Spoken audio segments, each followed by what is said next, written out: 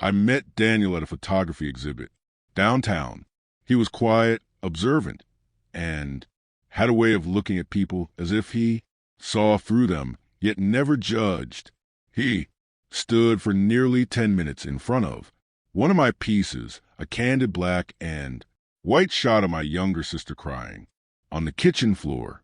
I hadn't even noticed him until I heard him whisper, "Raw but beautiful."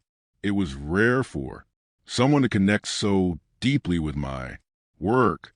Most people just complimented the lighting or composition, but Daniel saw pain, context, emotion, and he wasn't afraid to talk about it. We ended up sitting outside that night with cups of burnt coffee from a food truck, talking about art, secrets, and what people hide behind smiles. He said he admired honesty, not just the kind you tell with words, but the kind you show through your actions, your choices, your silence.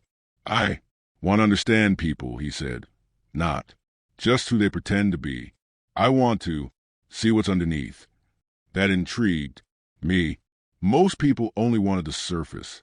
Pretty smiles, filtered selfies, safe stories. But Daniel was different. He wanted the mess. He wanted the truth. We started seeing each other slowly, carefully. He never rushed me, but he made it clear he wasn't interested in versions. He wanted the real me. I had spent years hiding parts of myself, masking trauma with sarcasm, burying insecurities beneath achievements. But with Daniel, it felt unfair to hide. Still, showing your true self is terrifying. You wonder, what if they run? What if they judge? What if they love the version of you that isn't fully you? I remember the night it began. We were sitting on my apartment floor, surrounded by old photo albums and boxes of negatives. He picked up a picture I had taken in college. It was blurry and harshly lit, showing me curled in a dorm bed, hugging a pillow, eyes swollen. "Who took this?" he asked. "I did," I said, watching his face. Timer on my old camera. I was going through a bad time. He looked at it longer than most would. Then he said, "Show me more, if you're ready."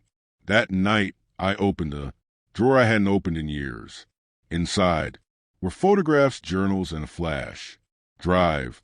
Memories I never wanted to revisit. My parents' fights, the rehab stint, the miscarriage.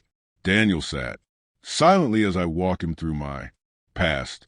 No sugarcoating, no skipping, just everything raw and exposed. He didn't speak much. He just listened. His hand never left mine. I kept waiting for discomfort to show on his face, but it never did. There was only calm in this unspoken message that said, "I can take this." The next day, I showed him the painting I had locked in storage. I had painted it during one of my lowest points. It was messy, dark, chaotic. "It's ugly," I said. "It's honest," he replied.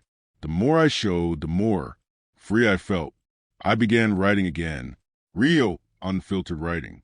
I took photographs of things I never had the courage to document before.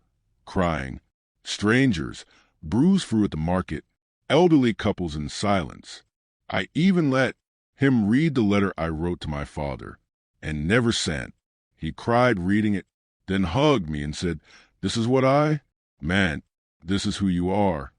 Eventually, he opened up too, showed me the scar on his shoulder from a car crash that killed his best friend, told me about the guilt he carried, the time he almost walked away from photography forever. We saw each other fully, not the polished parts, but the fractured, vulnerable truths that made us who we were.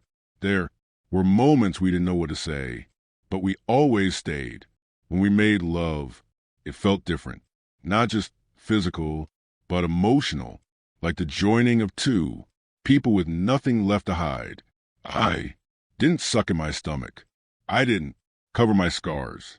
He didn't apologize for his tears. It was beautiful because it was real. He once said, "We all want to be loved for who we are, but we forget to actually show who we are." Those words stayed with me. Months passed, and we built a life not based on perfection, but transparency. We fought. Sometimes we disagreed, but we always came back with honesty. One evening, I stood in front of a crowd at a gallery, sharing a photo series titled Exposed. Each photo was a part of my story. No filters, no edits, just truth. And Daniel stood in the crowd, eyes soft, nodding proudly. He wanted to see it all. So I showed him everything. Not just the smiles, not just the wins, but the cracks, the tears, the truth. And he stayed. That made all the difference.